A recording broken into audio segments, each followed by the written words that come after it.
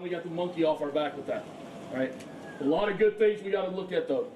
A lot of things we got to look at. Defense, like you guys did a really good job when we got into the situation. We got inside the 5, inside the 10-yard line, bowed it up, made some plays. All right? We got a lot of fundamental things we got to get better at, though. A lot of them. Fundamentals, technique. All right, being able to play the calls. All right, execute what we're doing. Techniques on offense, keeping our hands inside, finishing blocks. All right, getting those things going early on. So that's the good thing about it is we have a lot of good things we can teach off of it. A lot of good things. Guys, it is hard. We're guaranteed 12 chances a year. 12. That's all you're guaranteed. 12 chances a year to go out and play. All right? 2 of them are down. We got 1 more next week. Okay? Enjoy it. Be safe tonight. All right, let's start clapping it up. Sing the song. Let's go. Here we go.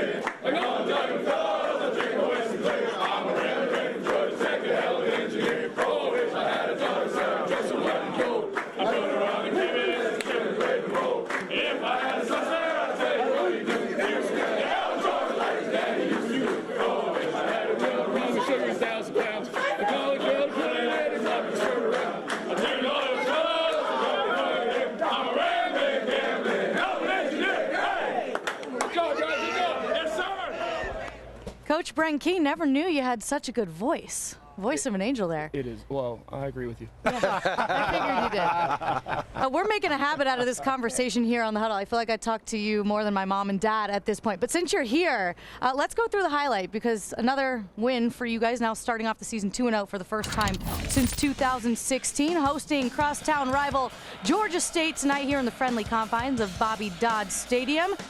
Ramblin' Wreck coming on out, fresh off a trip to Ireland where you knocked off a top 10 opponent first quarter, Georgia State ball, but a miscommunication results in Zeke Biggers recovering the football. Coach, you like that. Big man doing his thing. All right, ensuing drive, Jamal Haynes punches it in from 1 yard out. Third rushing touchdown of the season already for him. 7-0 Tech, under 2 minutes in the first half. Haynes takes the handoff, breaks outside. Ooh, spin move. And then a little high step in there until he's pushed out of bounds. That puts them in the red zone. 4th and goal from the 2, Haynes King. There he goes. If you want to score the football, call your QB's number. They go into halftime 14-3. Coach, I'm sure you liked the way you did that before halftime. Yeah, it was a big turning point in the game to be able to go down and score, eat the clock up, and then come back out the second half, get the ball, be able to put a couple on the board then too. Well, we know how great and fast Eric Singleton Jr. is, but this was cool tonight to watch. Malik Rutherford has been here. He's done that, but a career night for him, Coach. What can you say about number 8? That is so fun to watch him play. I mean, if you're around him every single day to see how much fun he has playing the game, how much he loves playing football, how much he loves being here.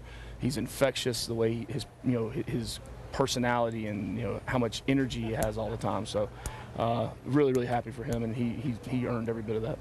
Coach, that 4th down before the half, it was a huge momentum swing in the game.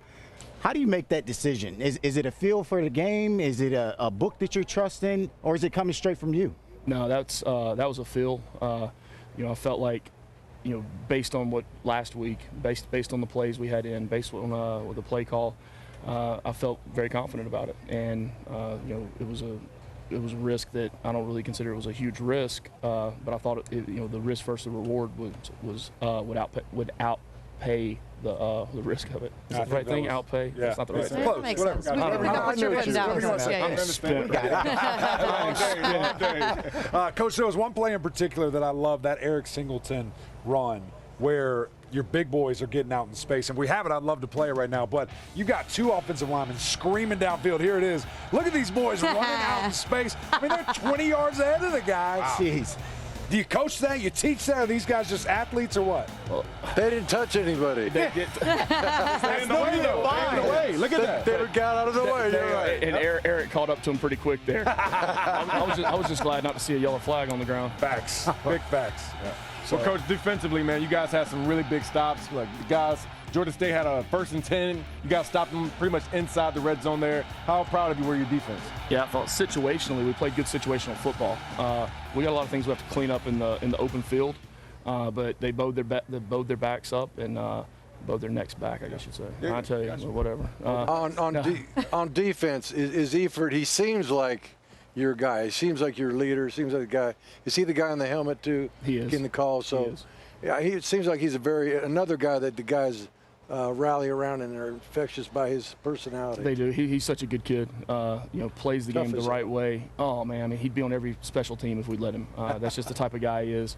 But some of the tackles he was making, they weren't just in the box. I mean, they're down the field, and it's just pure effort that he was given, and everyone else goes around him.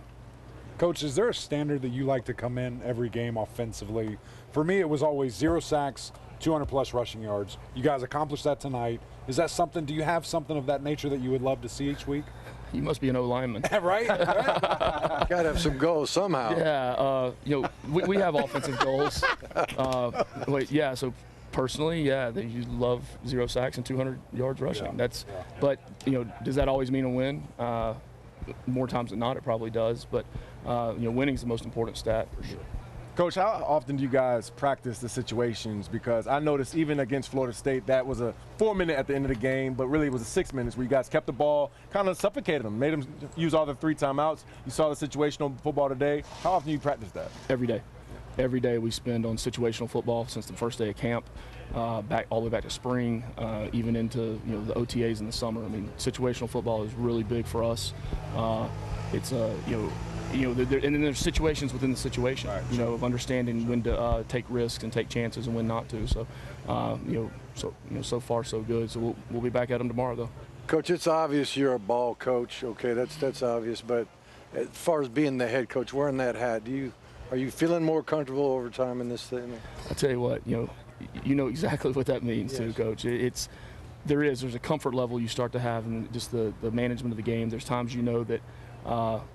There's not going to be a critical situation where you can kind of catch your breath a little bit, and I don't say relax, but you're able to really observe and get feel the game out. You feel the game, how we're running the football. Are we getting negative runs and popping big ones, or are we pretty consistent early on with 3 yards, 4 yards, and that helps you now when you have those decisions to make on the 4th and 1s and the 4th and 2s. Yes, Coach, I know you're building a program here centered around family, but I know your family is very big for you. We talk about your daughter Harper all the time and the bracelets you have on your wrist. We got a cool shot pregame. She was out on the field today. You're hanging out with her. She's in her little cheerleading uniform.